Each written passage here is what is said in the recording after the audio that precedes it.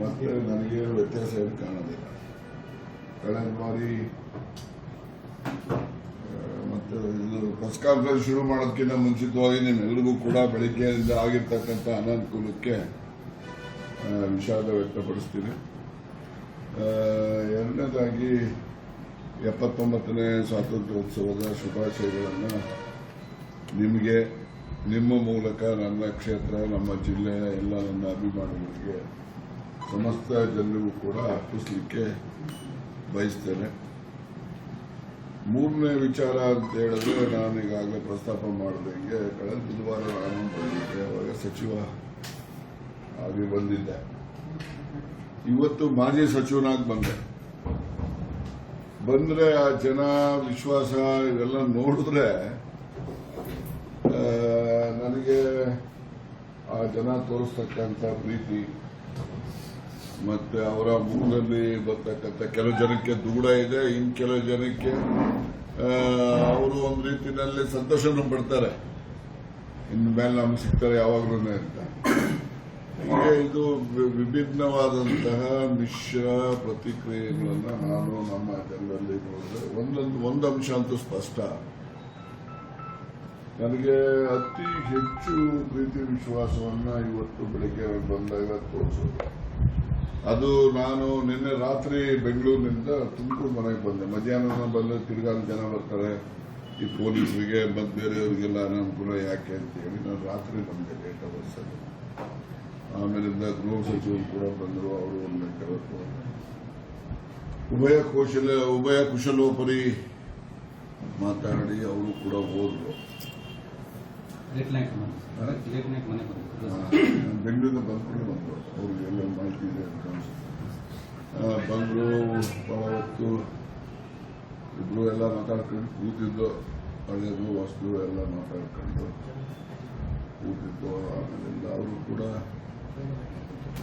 ಏನಪ್ಪ ಏನು ಗೊತ್ತಾಗಲ್ಲ ನಮಗೆ ಏನು ಅಂತ ಹೇಳಿ ಅಂತ ಅವರು, ಆಯ್ತಪ್ಪ ನಿಮಗೆ ಗೊತ್ತಾಗ್ತಿದ್ರೆ ನಮಗಿನ್ನೇ ಗೊತ್ತಾಗ್ತದೆ ಅಂತ ಈಗ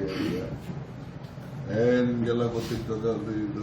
ನಾನು ಅವ್ರಿಗೆ ಹೇಳಿದೆ ನಿಮಗೂ ಎಲ್ಲ ಗೊತ್ತಿರ್ತದೆ ಅಂತ ಹೇಳಿದೆ. ಹಿಂಗೆ ಸುಮ್ಮನೆ ತಮಾಷೆ ಮಾಡ್ಕೊಂಡು ಆದರೆ ನನಗೆ ನಾನು ಮತ್ತೊಮ್ಮೆ ವಿಷಯಕ್ಕೆ ಬರೋದಾದ್ರೆ, ನಾನು ಈ ದಿವಸ ಬೆಳಿಗ್ಗೆ ನಾನು 8:20ಕ್ಕೆ ಬಂದೆ ಭಾರತಕ್ಕೆ.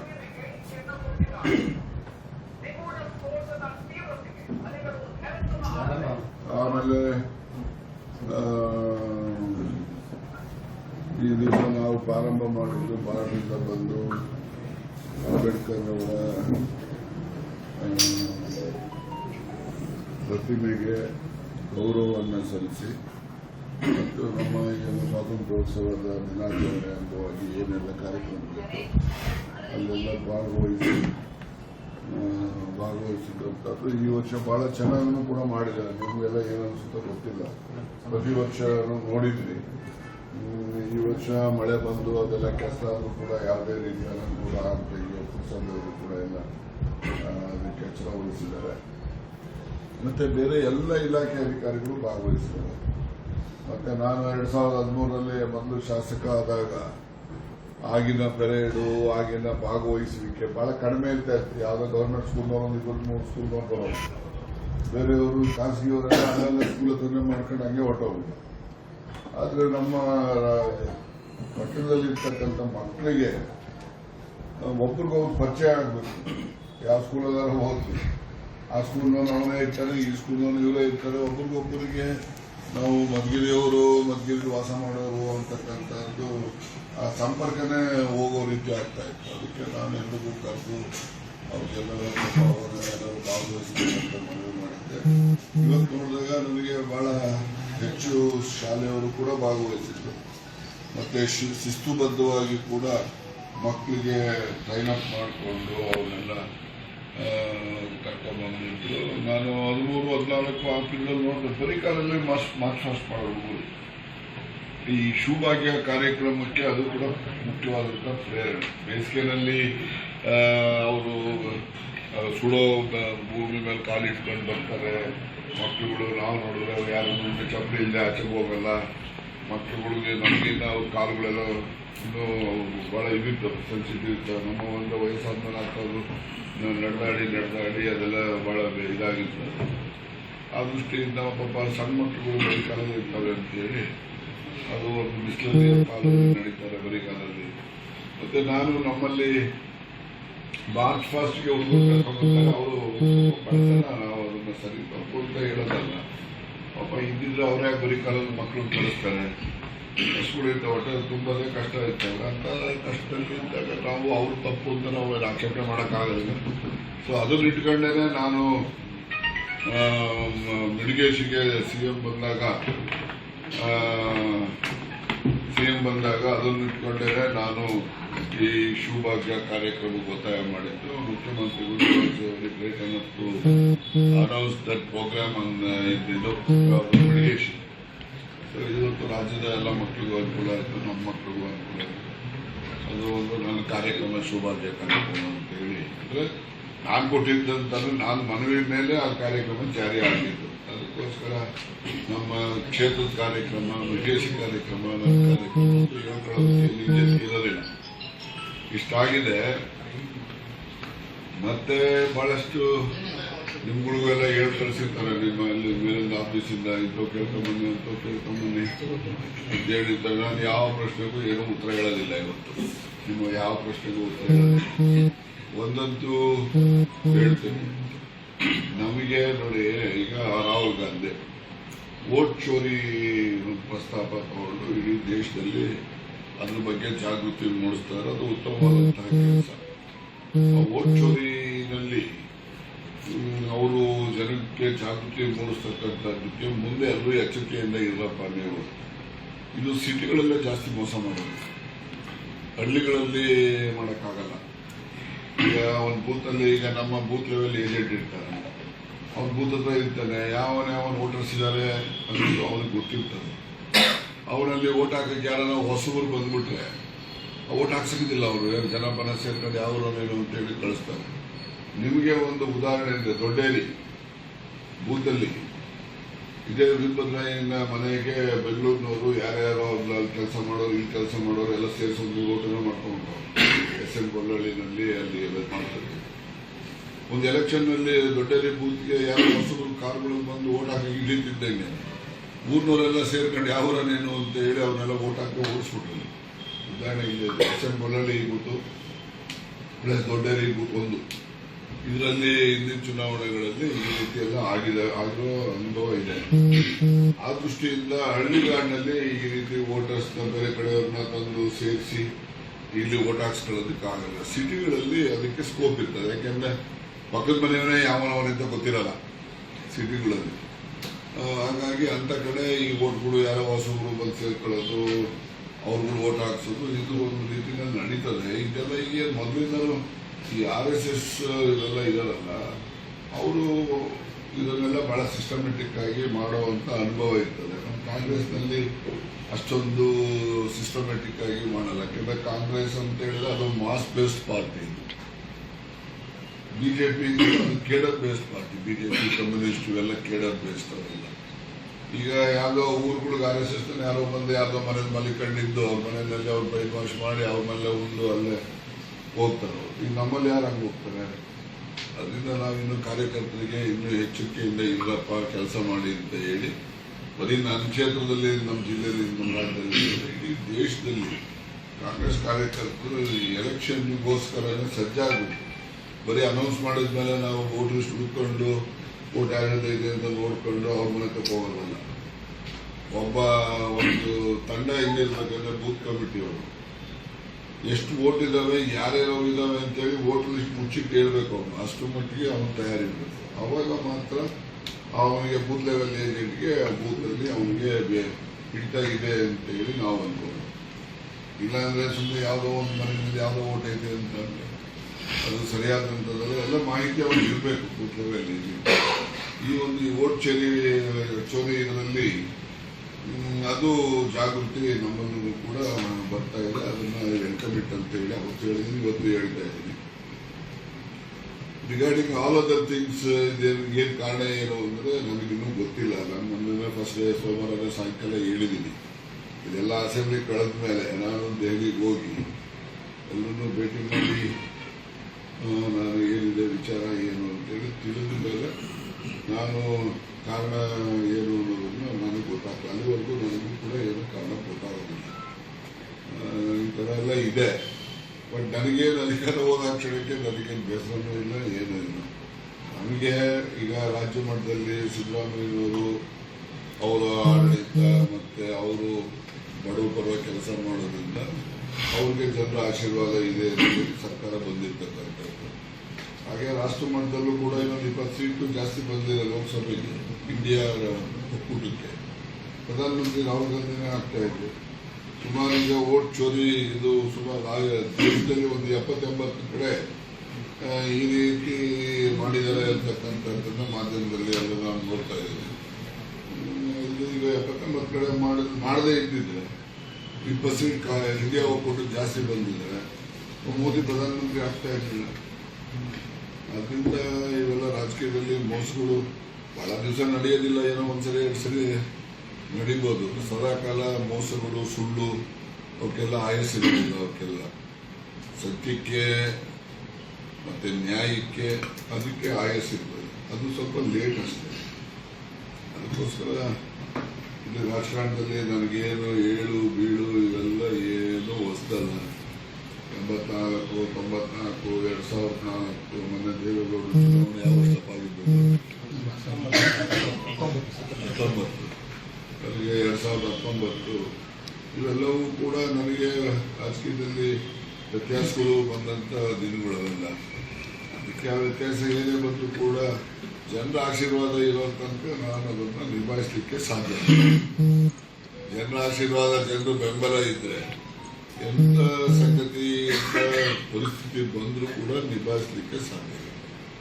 ಈಗ ನನಗೆ 94 ಟಿಕೆಟ್, ನಮಗೆ 78 ನಿಂತ್ಕೊಳ್ಳೋಕೆ ಅವಕಾಶ ಇದ್ದು ನಾನು ನಿಂತ್ಕೊಳ್ಳಿಲ್ಲ, ಬೇಡ ಅಂತ. 83ಗೆ ಅವಾಗ ಒಂಥರ ಆಯಿತು, ನಾನು ಟಿಕೆಟೇ ಕೇಳಕ್ಕೆ ಹೋಗಿಲ್ಲ. 89 ಇನ್ನೊಬ್ಬರು ಅಧ್ಯಕ್ಷರು ಬಂದರು, ಅವ್ರಿಗೂ ನಮಗೂ 69 ಅವ್ರಿಗೂ ನಮಗೂ ಅಷ್ಟೊಂದು ವಿಶ್ವಾಸ ಇರಲಿಲ್ಲ. ಆಗಲೂ ನಾನು ಟಿಕೆಟ್ ಕೇಳಕ್ಕೆ ಹೋಗಿಲ್ಲ. 94 ಕೇಳದೆ ಸೀಟು ತುಮಕೂರಿಗಾರ ಕೊಡಿ, ಬೆಳ್ಳಾರಿಗಾರ ಕೊಡಿ ಅಂತ ಕೊಡಲಿಲ್ಲ. ಆಗ ನಾನು ತುಮಕೂರಿಗೆ ಇಂಡಿಪೆಂಡೆಂಟ್ ನಿಂತೆ.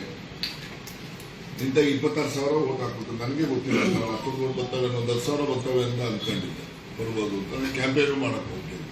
ಕಡೆ 1-2 ದಿವಸ ಇನ್ನು ಇವ್ರು ಯಾವಾಗ ದುಡ್ಡು ಇಸ್ಕೊಂಡ್ಬಿಟ್ಟು ವಾಪಸ್ ತಗೊಂಡ್ಬರ್ತಾರೆ ಹೀಗೆ ಅಂತೇಳಿ ಅಪಪ್ರಚಾರ ಮಾಡಿದ್ರಲ್ಲ, ಆಗ ನಾನು ಕ್ಯಾಂಪೇನ್ ಮಾಡಬೇಕಾಯ್ತು. ಯಾಕೆಂದ್ರೆ ಆರೋಪಕ್ಕೆ ಒಳಗಾಗಬಾರ್ದು ಅಂತ ಕ್ಯಾಂಪೇನ್ ಮಾಡಿದೆ. ಒಂದು 4 ದಿವಸ ಒಂದು 26,000 ಓಟ್ ಹಾಕಿದ್ರು. ನಾನು ಮೊದಲಿಂದ ಪ್ರಾರಂಭ ಮಾಡಿ ಚುನಾವಣೆ ಮಾಡಿ ನಾನು ಆ ವರ್ಷವೇ ಇಂಡಿಪೆಂಡೆಂಟ್ ತುಮಕೂರು ಸಿಟಿಲಿ MLA ಇದ್ದೆ. ನಾನು 26, ಲಕ್ಷ್ಮೀ ನರಸಿಂಹಯ್ಯನವರು 27, 29 ಶಫಿ ಅಹಮದ್, 32 ಶಿವಣ್ಣ. ಸೊ ಹೀಗೆ ಆಗ್ತವೆ. ಆಮೇಲೆ 94 ತೆಗೆದಾಕಿದ್ರು. 98 ದೇವೇಗೌಡರು prime minister, JH Patel chief minister. ಆ ಕಾಲದಲ್ಲಿ ಹೆಂಗೂ ಗೆಲ್ಲದಿಲ್ಲ ಮಾಡಿಸಿದ್ರು ಅಂತೇಳಿ ಬಂದು ನಿಂತ್ಕೊಳ್ಳಪ್ಪ ಬೇಕಾದ್ರೆ ಅಂದರು. ಆಯಿತು ಅಂತ ನಿಂತ್ಕೊಂಡೆ. ಜಿಲ್ಲೆಯಲ್ಲಿ ಕೊಟ್ಟಿದ್ದ ಬಹುಮತ ಇದುವರೆಗೂ ಯಾರಿಗೂ ಲೀಡ್ ಬಂದಿಲ್ಲ ನಮ್ಮ ಜಿಲ್ಲೆಯಲ್ಲಿ. ಫಸ್ಟ್ ರೌಂಡ್ನಲ್ಲೇ ಎಲೆಕ್ಟ್ ಆಗಿದೆ. ಅದಾದ ಮೇಲೆ ಇಷ್ಟು ಎಲೆಕ್ಷನ್ ನಡೀತವೆ, ಯಾರನ್ನು ಫಸ್ಟ್ ರೌಂಡಲ್ಲಿ ಎಲೆಕ್ಟ್ ಆಗಿಲ್ಲ. ನಾನೊಬ್ಬನೇ ಇದ್ದೆ ಫಸ್ಟ್ ರೌಂಡ್ನಲ್ಲಿ. 98 ಕೌನ್ಸಿಲಿಗೆ ಅತಿ ಹೆಚ್ಚು ಬಹುಮತ ತಗೊಂಡು ನಾನು ಚುನಾವಣೆಯಲ್ಲಿ ಗೆದ್ದಂಥವನು. ಆ ಬಹುಮತದ ಲೀಡು ಇದುವರೆಗೂ ಯಾರು ಕೂಡ ಮುರಿಯಕ್ಕಾಗಿಲ್ಲ. ಮತ್ತೆ ಫಸ್ಟ್ ರೌಂಡಲ್ಲೂ ಯಾರು ಗೆಲ್ಲಕ್ಕಾಗಿಲ್ಲ. ಇಂಥದ್ದೆಲ್ಲ ಆದ್ದರಿಂದ 2004 ಟಿಕೆಟ್ ಕೊಡ್ತಾರೆ. ಆಗ ದೇವೇಗೌಡರು ಕರೆದು ನನಗೆ ಬೆಳ್ಳಾವಿಗೆ ತುಮಕೂರು ಸಿಟಿಗೆ ನಿಂತ್ಕೊಳ್ಳೋಕೆ ಹೇಳಿದ್ರು. ನಾನು ಇಲ್ಲ ಸರ್, ನನಗೆ ಮೋಸ ಮಾಡೋ ಗಿರಾಕಿ ಇವನು, ಅದಕ್ಕೆ ಅವನ ಮೇಲೆ ಹೋಗ್ಬೇಕು, ಅವ್ನು ಸೋಲಿಸ್ಬೇಕು ನಾನು ಅಂತೇಳಿ ಆಟ ಇದೆ ಅಂತೇಳಿ ಬೆಳ್ಳಾವಿ ತಗೊಂಡು ಬೆಳ್ಳಾವಿ ಅವ್ರು ಗೌರವ ಪಾಪ ಇಲ್ಲ ಕಣೆ, ನನಗೆ ಗೊತ್ತಿಲ್ಲ, ನೀನು 25,000 ಓಟ್ ತಗೊಂಡಿದ್ಯಾ, ತುಮಕೂರು ಸಿಟಿಗೆ ನಿಂತ್ಕೋ ಅಂತ ಆಟ ಮಾಡೋದು. ನಾನು ಇಲ್ಲ ನಾವು ಇವನ ಮೇಲೆ ಹೋಗ್ಬೇಕು, ಇವನ್ನೇ ಮುಗಿಸ್ಬೇಕು ಇವನಿಗೆ ಅಂತ ಹೇಳಿ ಹೋಗಿ ಅವನಿಗೆ ಮುಗಿಸ್ತೇವೆ. ಈ ಕಡೆ ನಿಂತವೆ. ಆಮೇಲೆ ಡಿಲಿಮಿಟೇಷನ್ ಆಗೋಯ್ತು. ಇಲ್ಲಿ ಬಂದು 500 ಓಟಲ್ಲಿ 530 ಓಟಲ್ಲಿ ಸೋತೆ ಮೊದಲನೇ ಸರಿ. ಅದ್ರ ಕಾರಣ ಪಾಪ ಓಟ್ ಹಾಕೋರೆ ಜನ ನಮಗೆ. ನಂದೇ ತಪ್ಪು ಅದರಲ್ಲಿ. ಈ ನಮ್ಮ ಕಡೆಯವರು ಬಾಕ್ಸ್ಗೋಸ್ಕರ 5 ಜನ ಇಂಡಿಪೆಂಡೆಂಟ್ ನಿಲ್ಸಿದ್ರು. 2 ಬಾಕ್ಸ್ ಬಂದ್ಬಿಟ್ಟು 14 1ಕ್ಕೆ 1 ಬಂತು. ನಂದು ಒಂದು ಮೊದಲನೇ ಸೀರಿಯಲ್ ನಂಬರ್ 1 ಇತ್ತು. ಈ ನಮ್ಮವೆಲ್ಲ 1ಕ್ಕೆ ಹಾಕಿ 1ಕ್ಕೆ ಹಾಕಿರಲ್ಲ. ಈ ಬಾಕ್ಸಲ್ಲಿ 1ಕ್ಕೆ ಅದು 2,000 3,000 ಹಾಕ್ಬಿಟ್ಟು. ಸೊ ಈ ಎಲ್ಲ ಕೆಲಸದಲ್ಲಿ ಬ್ಯಾಡ್ ಟೈಮ್ ಇದ್ದಾಗ ಆಗ್ಬಿಟ್ಟು ಜಸ್ಟ್ 5 minutes ಡಿಫರೆನ್ಸ್ ಅಲ್ಲಿ ಒಬ್ಬರು ತಗ್ಸಕ್ಕಾಗಲ್ಲ.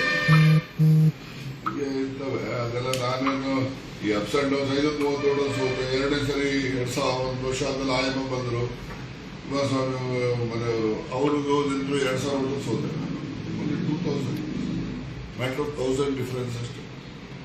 ಈಗ 530 ಓಟ್ಗೆ 280-300 ಓಟ್ ವ್ಯತ್ಯಾಸ ಆಗಿ ಗೆಲ್ತಿದ್ದೆ. ಹಾಗೆ ಅನ್ಕೊಂಡು ನಾನು ಯಾರನ್ನ ಬ್ಲೇಮ್ ಮಾಡಲ್ಲ. ಇಟ್ ಈಸ್ ಮೈ ಫೇಟ್ ಅಂತ ಅನ್ಕೊಂಡು ಇರ್ತೀನಿ. ಆಮೇಲಿಂದ ಇದು 18 ಸೋತಿರ್ತೀನಿ ಕೆಲಸ ಮಾಡಿ. ಅವಾಗೀಗ ಇದು ಎಲ್ಲರೂ ಅರ್ಶಿನ ಕುಂಕುಮ ಸೀರೆ ಇವೆಲ್ಲ ತಗೊಂಡ್ಬಂದು ಅವಾಗ ಸೋತೆ.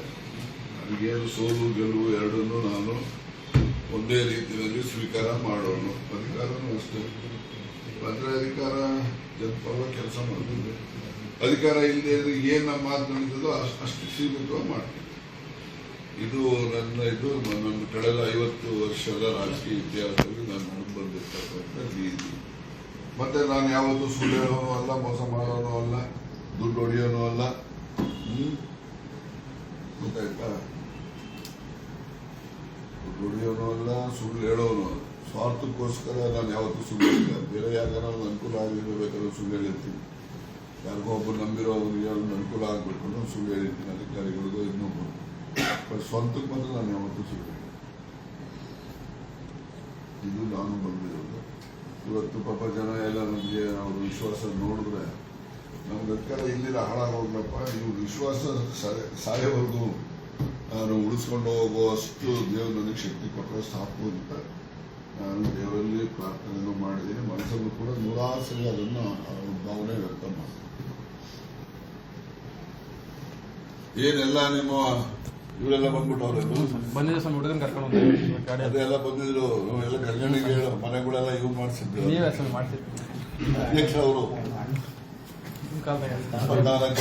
ಅಕ್ಪಾತ್ರ ರೋಡ್ ಚರಂಡಿ ಎಲ್ಲ ನಿಂಬೆ ಇದ್ರಲ್ಲೇ ಆಗಿತ್ತು. ನಮ್ಮಲ್ಲಿ ಒಂದು ಪಾಪ ಇದಾರೆ ಪಕ್ಕದಲ್ಲಿ, ಅವರು ಈ ಮಂಡ್ರು ಕಾಲೋನಿ ಅಂತ ಕರೆಯೋದು.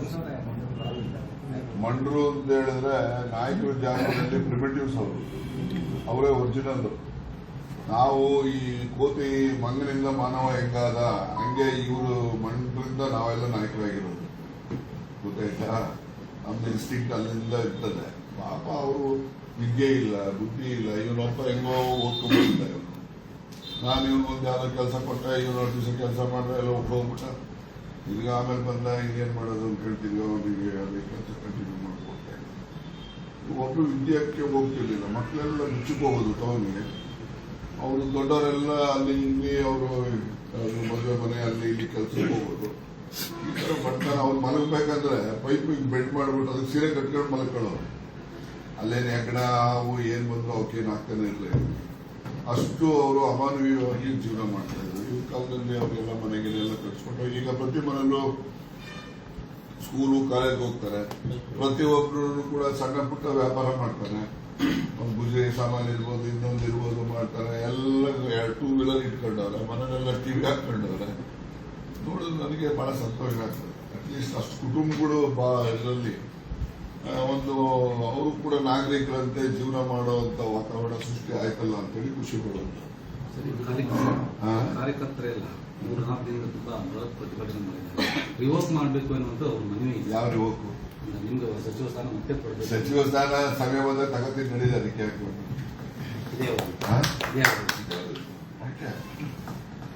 ಅನುಮಾನ ಇದೆಯಾ?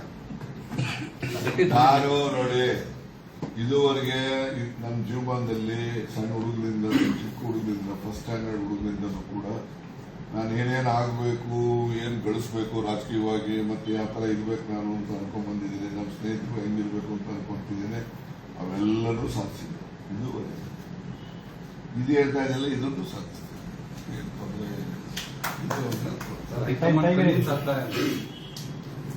ಕನ್ವಿನ್ಸ್ ಆಗ್ತಾರೆ ಅಂತ ನನಗೆ ವಿಶ್ವಾಸ ಇದೆ.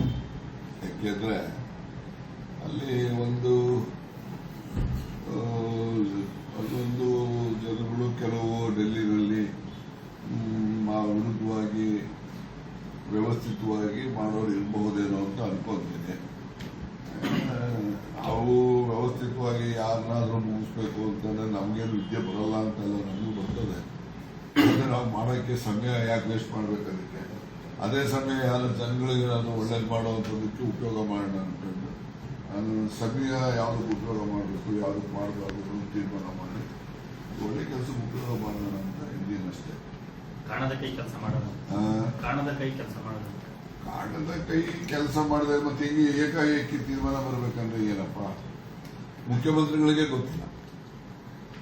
ಅವರು ಮನೆಯಿಂದ ವಿಧಾನಸೌಧಕ್ಕೆ ಬರೋ ಅಷ್ಟೊತ್ತಿಗೆ ನೀವು ಮಾಧ್ಯಮ ತೋರಿಸಿದ್ರೆ ಕಾರಲ್ಲೇ ಬಾಗ್ಲಾಕೊಂಡು ಮಾತಾಡ್ತಿದ್ರಲ್ಲ, ಅದೇ ವಿಷಯ. ಕಾರಲ್ಲಿ ಬಾಗ್ಲಾಕೊಂಡು ಒಂದು 20 ನಿಮಿಷ ಕಾರಲ್ಲೇ ಮಾತಾಡಿದ್ದಾರೆ. ಅವರು ಹೈಕಮಾಂಡ್ ಕನ್ವಿನ್ಸ್ ಮಾಡಕ್ಕೆ ಪ್ರಯತ್ನ ಮಾಡಿದ್ದಾರೆ. ಹೈಕಮಾಂಡ್ ಅವರಿಲ್ಲ ತೀರ್ಮಾನ ಆಗಿದೆ ಅಂತ ಅವರು ವಿಧಿ ಇಲ್ಲ ಇದೆ ಕಣೆ ಅಂತ ಆಯ್ತು ಬಿಡಿ ಸರ್ ಹೋಗ್ರಿ ಅಂತ ಇಲ್ಲ.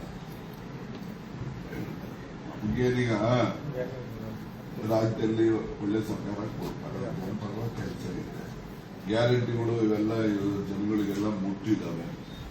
ಅಭಿವೃದ್ಧಿ ಕೆಲಸಗಳು ಅವೆಲ್ಲ ನಿರೀಕ್ಷೆ ಮಾಡೋ ವೇಗದಲ್ಲಿ ನಡೀದೇ ಇರ್ಬೋದು, ಅದು ಯಾವುದೇ ನಿಂತಿಲ್ಲ. ಈಗ ಅವರೆಲ್ಲ ಕಡೆ ಹೋದಾಗ 500 ಕೋಟಿ 1000 ಕೋಟಿವರೆಗೂ ಕಾಮಗಾರಿಗಳನ್ನೆಲ್ಲ ಮಂಜೂರು ಮಾಡಿ ಅವಕ್ಕೆಲ್ಲ ಶಂಕುಸ್ಥಾಪನೆ ಮಾಡ್ತಾ ಇಲ್ವಾ? ಈಗ ನಮ್ಮಲ್ಲೂ ಕೂಡ ನೋಡಿ, ಕೆರೆಗೆ ನೀರು ತುಂಬಿಸೋದು 300 ಕೋಟಿ ಇದು ಕೆಲಸ, ಅದು ಈಗಾಗಲೇ ನಡೀತಾ ಇದೆ ನಮ್ಮಲ್ಲಿ. ಮತ್ತೆ ಈ ನಮ್ಮಲ್ಲಿ ಇಲ್ಲಿ ಅಮೃತದಲ್ಲಿ ಮತ್ತೆ ಟೌನಲ್ಲಿ ರೋಡ್ಗಳ ಕೆಲಸ ಎಲ್ಲ ಶುರುವಾಗಿದ್ದಾವೆ. ಮತ್ತೆ ಹಳ್ಳಿಗಳಲ್ಲೂ ಕೂಡ ಎಲ್ಲೆಲ್ಲಿ ನಮ್ಮ ಗ್ರಾಮ ನಮ್ಮ ರಸ್ತೆ ಅದೇಲ್ಲ ಸ್ಕೀಮ್ಗಳು ಬೇರೆ ಹೆಸರು ಇಟ್ಕೊಂಡವ್ರೆ.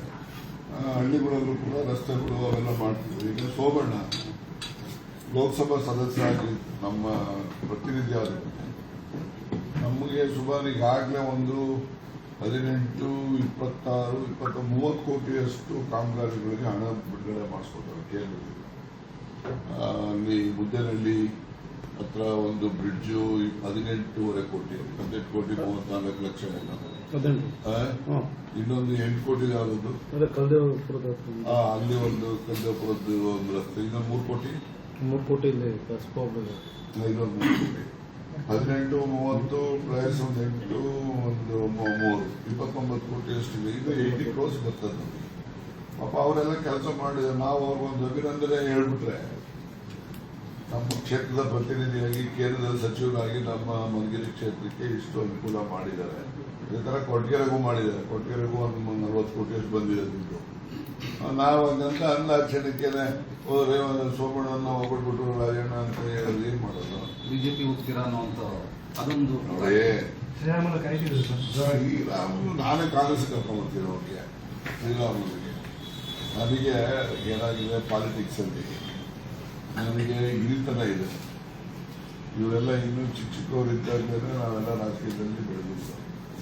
ಆ ಒಂದು ಪ್ರೀತಿಗೆ ವಿಶ್ವಾಸಕ್ಕೆ ರಾಮುಲು ಹೇಳಿರ್ಬೋದು, ಶಿವನಗೌಡ ನಾಯಕ್ ಹೇಳಿರ್ಬೋದು, ನಮ್ಮ ರಾಜುಗೌಡ ಹೇಳಿರ್ಬೋದು, ಸುಲ್ಪುರದವರು ವಿಶ್ವಾಸಕ್ಕೆ ಹೇಳಿರ್ಬೋದು, ಹೇಳಿಲ್ಲ ಅಂತ ಅಲ್ಲ. ನಾನು ಅವ್ರು ಹೇಳ್ಬಿಟ್ಟು ಅಂತ ನಾನು ಹೋಗಕ್ಕಾಗ್ತದ? ಯಾಕೆ ಹೋಗ್ಬಿಟ್ಟು ಏನಿದೆ ಕಾಂಗ್ರೆಸ್ ಏನು ಕಡಿಮೆ ಮಾಡಿದೆ ನನಗೆ?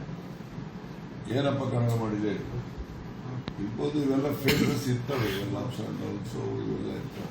ನಾನು ಭಾಷಣದಲ್ಲಿ ಹೇಳಿದ್ನಲ್ಲ, 1978 ಡಿಸೆಂಬರ್ 31 ದೇವರಾಜ ಅರಸು ಕರ್ನಾಟಕ ಭವನದಲ್ಲಿ ಮಲಿಕೊಳ್ಳುವಾಗ ಮುಖ್ಯಮಂತ್ರಿಯಾಗಿ ಮಲಿಕೊಂಡು ಬೆಳಿಗ್ಗೆ ಅಷ್ಟೊತ್ತಿಗೆ ಚರಣ್ ಸಿಂಗ್ ಡಿಸ್ಮಿಸ್ ಮಾಡಿಬಿಟ್ಟು ರಾತ್ರೋರಾತ್ರಿ ಎಲ್ಲಾ ಮಂತ್ರಿಗಳ ಮನೆಯಲ್ಲಿರೋ ಫೈಲ್ಗಳು ಬೀಗ ಹೊಡಿಸಿ ಎಲ್ಲ ಆಯಾ ಸೆಕ್ರೆಟರಿಗಳು ತಗೊಂಡೋಗಿ ಅವ್ರ ಚೇಂಬರಲ್ಲಿ ಹಾಕೊಂಡು ಬೀಗ ಹಾಕಿ ಗವರ್ನರ್ ರಿಪೋರ್ಟ್ ಮಾಡ್ಬೇಕು. ರಾತ್ರಿನೇ 2 ಗಂಟೆ 3 ಗಂಟೆಗೆ ಹಂಗೆ ಮಾಡೋದು. ಬೆಳಗ್ಗೆ ಅವ್ರು ಇದ್ದಾಗ ಹಿಂಗಾಗ್ಬಿಟ್ಟಿದೆ ಅಂತಂದ್ರೆ ಮಾಸಿ ಆಗ್ಬಿಡುದು. ಮಲಗುವಾಗ ಮುಖ್ಯಮಂತ್ರಿ ಹೇಳುವಷ್ಟೊತ್ತಿಗೆ ಮಾಸಿ. ಈಗ ರಾಜಕೀಯದಲ್ಲಿ ಯಾವ ಸಂದರ್ಭದಲ್ಲಿ ಹೆಂಗಾಗ್ತದೆ ಅನ್ನೋದನ್ನ ಯಾರು ಊಹೆ ಮಾಡಿ. ಈಗ ನಂದು ಎಕ್ಸಿಟ್ ಸಿಎಂ ಮನೆಯಿಂದ ವಿಧಾನಸೌಧಕ್ಕೆ ಹೋಗಿ ಕಾರ್ ಇಳಿಯುವಾಗ ಅವ್ರಿಗೆ ಫೋನ್ ಬಂದು ಕಾರಲ್ಲಿ 10 ನಿಮಿಷ ಫೋನ್ ಮಾಡಿ ಮಾತಾಡಿ ಊದೋಯ್ತು. ಅದಕ್ಕೆಲ್ಲ ಏನು ಬೇಸರ ಪಟ್ಕೊಳ್ಳುವಂಥದ್ದು ಹೇಳಿಲ್ಲ. ಕಾರಣ ಏನು? ಕಾರಣ ಏನಿದ್ದಾರೆ ನಾನು ಡೆಲ್ಲಿಗೆ ಹೋಗಿ ಬಂದ್ಮೇಲೆ ಅವೆಲ್ಲ ಸ್ಟೇಟ್ಮೆಂಟ್ಗಳು ಕಾರಣ ಅನಿಸುತ್ತೆ ನಿಮಗೆ ಪರ್ಸನಲ್ ಸ್ಟೇಟ್ಮೆಂಟ್ಗಳು. ಯಾವ ಸ್ಟೇಟ್ಮೆಂಟ್ ಅಲ್ಲಿ ನಾವೇನು ಯಾರಿಗೆ ಬೇಯಕ್ಕೆ ಹೋಗಿದ್ದೀನಿ? ಇರೋ ಸತ್ಯ ಹೇಳಿರ್ಬೋದು. ಅದರಿಂದ ಅಲ್ಲಿ ಹೋದ್ಮೇಲೆ ಅವರಿಗೆ ನಾನು ಭೇಟಿ ಮಾಡಿ ಈ ಥರ ಇದೆ ಹೊರಗಿದ್ದೀರಿ ಸರ್, ನಾವು ಇವು ಅವ್ರನ್ನೆಲ್ಲ ಅವ್ರ ಹತ್ರ ಮಾತಾಡ್ತೀನಿ, ಅವ್ರೇನು ಹೇಳ್ತಾರೆ ನೋಡೋಣ. ಮತಗಳ್ಳತನದ ಹೇಳಿಕೆನಾ ಅಥವಾ ಹಿಂದೆ ಬೇರೆ ರೀತಿಯದ್ದು ಇದೆಯಾ? ಇದು ನೋಡಿ ಹೇಳ್ಬೇಕಂತ ಹೇಳಿದ್ರೆ ಹಿಂದೆಯಿಂದಲೂ ಪಿತೂರಿ ಅಂತ ಹೇಳೋದಿಲ್ಲ, ಹಿಂದೆಯಿಂದಲೂ ಏನೇನು ಹೇಳಿರ್ತೀನಿ ಅವೆಲ್ಲನೂ ಕೂಡ ಕಿಂಚಿ ಅವ್ರಿಗೆ ಹೈಕಮಾಂಡ್ಗೆ ಹೇಳ್ತಾರೆ. ಇದನ್ನು ಸೇರಿಸಿ ಈ ಹೇಳಿಕೆಯನ್ನು ಸೇರಿಸಿ ಎಲ್ಲ ಒಂದರಿಂದ ಅಲ್ಲ, ಎಲ್ಲನೂ ಸೇರಿಸಿರ್ತಾರೆ. ಈಗ 1 ವರ್ಷದ ಮುಂಚೆ ನಾನು ಪ್ರೆಸಿಡೆಂಟು ಬದಲಾವಣೆ ನಾನು ಆಗ್ತೀನಿ ಅಂತ ಹೇಳಿದ್ದು, PCM ಅಂತ ಹೇಳಿದ್ದು, ಆಮೇಲೆ ಭಾಳ ಇರ್ತವೆ. ಈಗ BR ಪಾಟೀಲ್ ಬೈದರು, ಮತ್ತೆ ಅವನು ರಾಯರೆಡ್ಡಿ ಬೈದ, ನಮಗೇನೋ ಹಾರ್ಷಾಗಿ ಬೈದವರೆಲ್ಲ. ಆದರೆ ಅವ್ರದ್ದು ಯಾರೂ ಡೆಲ್ಲಿ ಕ್ಯಾರಿ ಮಾಡಲ್ಲ, ಅವ್ರಿಗೆ ಗೊತ್ತೂ ಆಗಲ್ಲ. ಈ ನಮ್ಮದು ಎಂಥದೇ ಹೇಳಿದ್ರು ಕೂಡ ಏಕದಮ್ ಡೆಲ್ಲಿ ಕ್ಯಾರಿ ಮಾಡ್ತಾರೆ. ಕ್ಯಾರಿ ಮಾಡೋಂಥ ಜನ ಇದ್ದಾರೆ ಬೇಕಂತಾನೆ, ಅವ್ರಿಗೆ ಏನು ಮಾಡೋಕ್ಕಾಗಲ್ಲ, ಅದೆಲ್ಲ ಇದ್ದದ್ದೇ. ಹೋಗಿ ಬಂದ ಮೇಲೆ ನಾನು ಎಲ್ಲ ಡೀಟೇಲ್ ಏನಿದೆ, ಯಾವ ಪಿತೂರಿ, ಯಾವುದು ಕೈವಾಡ ಎಲ್ಲರೂ ಕೂಡ ಡೀಟೇಲ್ ಹೇಳ್ತೀನಿ. ನಾನೇನು ಮುಚ್ಚು ಮನೆ ಏನು ಮಾಡೋದು. ಹೋಗಿ ಬಂದಮೇಲೆ ನಿಮಗೆ ಹೇಳ್ತೀನಿ, ಡೆಲ್ಲಿಲಿ ಹೇಳಕ್ಕೆ ಹೋಗೋದು, ಇಲ್ಲೇ ಒಂದು ಇಲ್ಲೇ ಹೇಳ್ತೀನಿ, ಬಂದ್ಮೇಲೆ ತುಮಕೂರಲ್ಲೇ ಹೇಳ್ತೀನಿ, ಡೆಲ್ಲಿಲಿ ಹೇಳಲ್ಲ. ಅಲ್ಲ ಇದೇ ಪಾರ್ಟಿಯಲ್ಲಿ ವಾಕ್ ಸ್ವಾತಂತ್ರ್ಯ ಇಲ್ಲ ಅನ್ನುವಂಥ ಒಂದು ಮಾತು ಪಾರ್ಟಿಲಿ ವಾಕ್ ಸ್ವಾತಂತ್ರ್ಯ ಇದೆ, ಇಲ್ಲ ಅಂತ ನಾನು ಹೇಳೋದಿಲ್ಲ. ಆದರೆ ಪಾರ್ಟಿನಲ್ಲಿ ಎಲ್ಲನೂ ಕೂಡ ಸಾರ್ವತ್ರಿಕವಾಗಿ ಸಾರ್ವಜನಿಕವಾಗಿ ಮಾತಾಡಬಾರ್ದು ಅನ್ನೋದು ಎಲ್ಲ ಪಕ್ಷದಲ್ಲೂ ಇದೆ. ಶಿಷ್ಟಾಚಾರ ಮತ್ತೆ ಪಕ್ಷದ ಮಾಹಿತಿ ಹೊರಗಡೆ ಯಾಕೆ ಚರ್ಚೆ ಆಗಬೇಕು, ಪಕ್ಷದ ವೇದಿಕೆಗಳೆಲ್ಲ ಆಗಲಿ ಅನ್ನೋದು ಇದು ಕಾಂಗ್ರೆಸ್ಗೆ ಸೀಮಿತ ಅಂತ ಅಲ್ಲ, ಇನ್ನೊಂದು ಪಕ್ಷಕ್ಕೆ ಸೀಮಿತ, ಎಲ್ಲ ಪಕ್ಷದಲ್ಲೂ ಅದನ್ನು ಬಯಸೋದು ಅದು ಸರಿ, ನನಗೆ ತಪ್ಪೇನಿರೋದಿಲ್ಲ. ಸತ್ಯ ಅಷ್ಟೊಂದು ಕೈ ಆಗಿರುತ್ತ ಅಂತ ಸತ್ಯ ಸತ್ಯ ಅಷ್ಟೊಂದು ಕೈ ಆಗಿರುತ್ತಂದ್ರೆ ಅದು ವಾತಾವರಣ ಎಲ್ಲ ಇರ್ತವಲ್ಲ, ವಾತಾವರಣ ಪರಿಸ್ಥಿತಿ ಅದೆಲ್ಲ ಅದು ಸತ್ಯನ ಕಹಿ ಮಾಡೋದು. ಈಗ ಅಖಿಲೇಶ್ ಯಾದವ್ ಹೇಳಿದಾರಲ್ಲ, ನೀವು ನೋಡಿದಿರೋನು ಏನಿದೆ ಫರಕ್ಕು, ನನಗೂ ಅಖಿಲೇಶ್ ಯಾದವ್ ಹೇಳಿದ್ರು ಇದಕ್ಕೇನೆ ಜಾಸ್ತಿ ಹೇಳಿದಾರೆ ಅಲ್ವಾ? ಹಂಗೆ ನಮ್ದೇ ಕಮ್ಮಿ ಇದು, ಈಗ ನಮ್ಗೆ ಜಾಸ್ತಿ ಈಗ ನೇರವಾಗಿ ಸಂಸದೆಯಲ್ಲಿ ಹಿಂದೆ ಮಾತಾಡುವವರಿಗೆ ಇದೇ ಪರಿಸ್ಥಿತಿ ಆದ್ರೆ ಹೇಗೆ ಅಂತ ಸಮಾಜದ ಕತೆ ರಾಜಕಾರಣದಲ್ಲಿ ಈಗ ಇಂದಿರಾ ಗಾಂಧಿ 69 ಕಾಂಗ್ರೆಸ್ ಬಿಡ್ತಾ ಇದ್ರು, ಬೆಂಗಳೂರಲ್ಲಿ AICC ಆಯಿತು. ಈ ಸಿಂಡಿಕೇಟ್ನವರು ಯಾರು ನಿಜ್ಲಿಂಗಪ್ಪ ಅವರು ಇವರೆಲ್ಲ ಇದ್ದವರು ಸಿಂಡಿಕೇಟ್ ಅಂತ ಮಾಡಿಕೊಂಡು ಅವರು ಇಂದಿರಾ ಗಾಂಧಿ ಇಂಡಿಕೇಟ್ ಅಂತ ಮಾಡಿಕೊಂಡು official candidate Sanjeev Reddy, Indira Gandhi prime minister ಇದ್ಕೊಂಡು ಸಂಜೀವ್ ರೆಡ್ಡಿ ವಿರುದ್ಧವಾಗಿ VV ಗಿರಿ ನಿಲ್ಸಿಗೆ ಇವ್ರ ಕೆಲಸ ಸೋಲ್ಸೇ ಬಿಡ್ತಾರೆ. ಈಗ ರಾಜಕಾರಣದಲ್ಲಿ ಯಾವಾಗ ಯಾವ್ಯಾವ ರೀತಿ ಆಗ್ತದೆ ಅದು ಯಾರು ಊಹೆ ಮಾಡ್ತಾರೆ. ಈಗ ಮುಂಚೆಯಿಂದ ನೀವು ದಲಿತರು ಮತ್ತೆ ಶೋಷಿತರ ಪರವಾಗಿ ಮಾತಾಡ್ತಿದ್ರಣ, ಮತ್ತೆ 3 DCM ಮುದ್ದೆ ಕೇಳಿದ್ರೆ ಅದರಲ್ಲೂ ಎಡಗೈ ಸಮುದಾಯದ ಪರವಾಗಿ ನಿಂತು ಮಾತಾಡೋದು ನೀವು ಒಳ ಮೀಸಲಾತಿ ಜಾರಿ ಆಗ್ತಿರೋ ಹಿನ್ನೆಲೆ ಇದರಿಂದ ಏನಾದರೂ ನಿಮ್ಗೆ ಹಿತಶತ್ರುಗಳು ಜಾಸ್ತಿ? ನೋಡಿ, ನಾನು ಒಳ ಮೀಸಲಾತಿ ಪರ,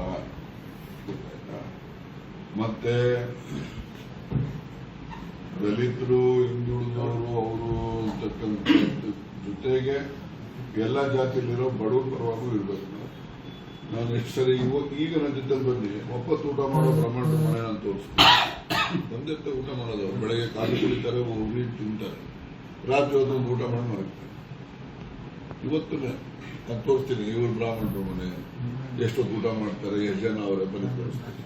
ಮತ್ತು ಎಷ್ಟೋ ಬ್ರಾಹ್ಮಣರ ಮನೆಗಳಲ್ಲಿ ಈ ಶ್ರಾದ್ದ ಮಾಡ್ತಾರಲ್ಲ ಬೇರೆ ಬೇರೆ ಮನೆಗೆ, ಅವನು ಶ್ರಾದ್ದ ಮಾಡ್ತಕ್ಕಂಥ ಅರ್ಚಕ ಇರ್ತಾನಲ್ಲ, ಅವನು 10 ಜನ ಇಟ್ಕೊಂಡಿರ್ತಾನೆ. ಅವನೇನ್ ಮಾಡ್ತಾನೆ, ಇವ್ರನ್ನ ಶ್ರಾದ್ದಕ್ಕೆ ಯಾರಾದ್ರೂ ಒಪ್ಪಿಸಿದಾಗ ಇವ್ರನ್ನ ಊಟಕ್ಕೆ ಕರ್ಕೊಂಡು ಹೋಗ್ತಾನೆ. ಅವ್ರು 10 ಜನಕ್ಕೆ ಊಟ ಹಾಕ್ಬೇಕಲ್ಲ, ಅವರು ಆ ಊಟಕ್ಕೆ ಕರ್ಕೊಂಡು ಹೋಗ್ತಾನೆ. ಅಲ್ಲಿ ಕಾಣಿಕೆ ಕೊಟ್ಟರೆ ಅದನ್ನ ಇವ್ರಿಗೆ ಕೊಡ್ಬೇಕು ಅರ್ಚಕರಿಗೆ. ಈ ತರ ಕೆಲವು ಇವೆಲ್ಲ ಹೇಳುವಂತ ಸಂಗತಿಗಳು ಅಲ್ಲ, ನೀವು ಬರೆಯುವಂತವೂ ಅಲ್ಲ. ಬಡತನ ಎಷ್ಟು ಕ್ರೂರವಾಗಿರುತ್ತೆ ಅನ್ನೋದಷ್ಟು.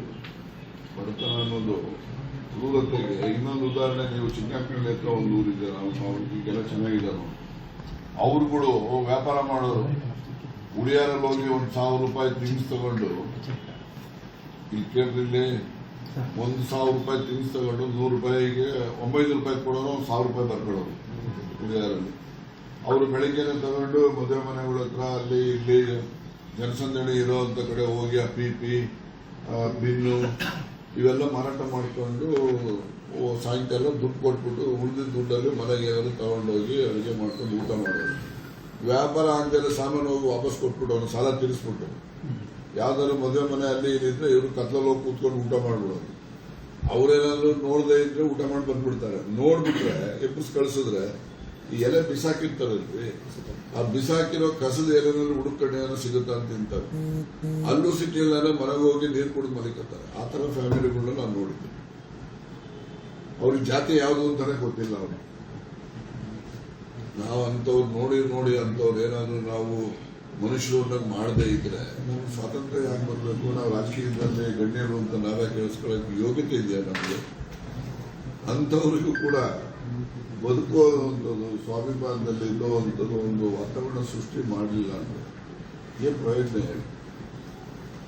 ಸೊ ಈ ತರ ಇದಾವೆ. ನಾನು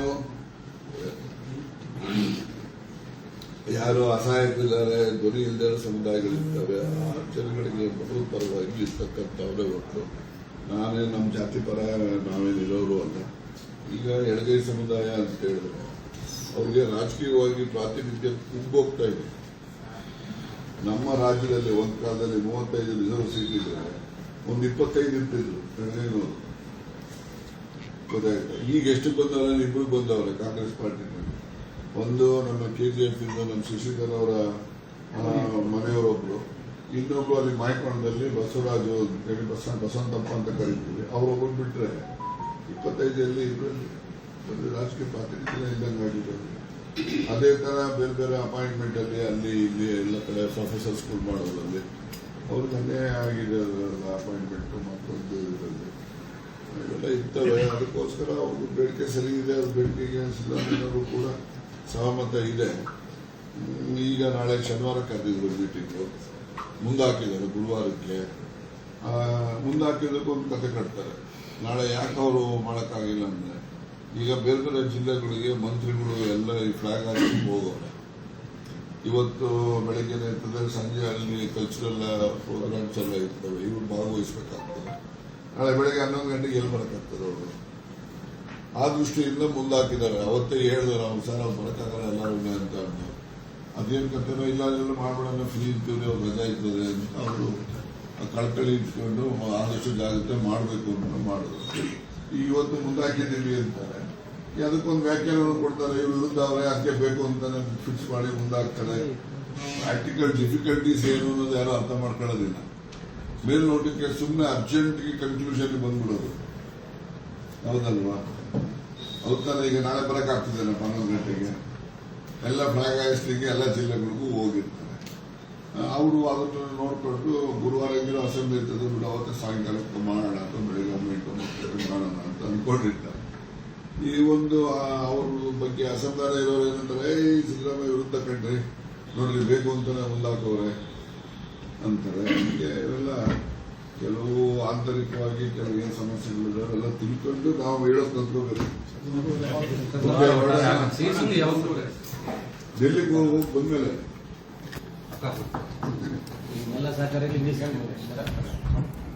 ಪಾಪ ಬೆಳಿಗ್ಗೆಯಿಂದ ನೀವೆಲ್ಲ ಸುಸ್ತಾಗ್ಬಿಟ್ಟಿದ್ದೀರಲ್ರಿ.